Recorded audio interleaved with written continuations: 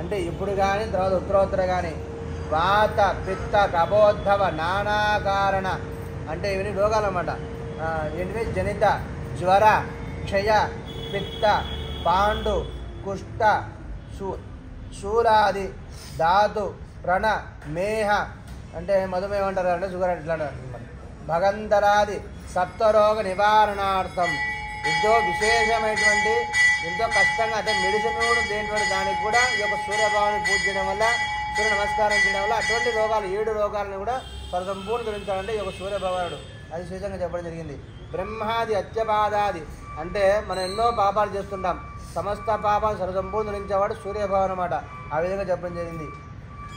క్షిప్రమేవ శరీరారోగ్యత సిద్ధ్యర్థం ఈ యొక్క సూర్య నమస్కారం చేయడం వల్ల శరీరం ఏ విధంగా దృఢంగా తయారవుతుందన్నమాట. అంటే గట్టిగా ఉంటుందంట, దృఢంగా తయారవుతుందని చెప్పి సంకల్పం చెప్పాం. అరుణాది ద్వాదశమాసాధిపస్య అంటే ఈ యొక్క సూర్యుడు వచ్చేసి మొత్తం 12 రాశుల్లో ప్రవహిస్తుంటాడు అనమాట.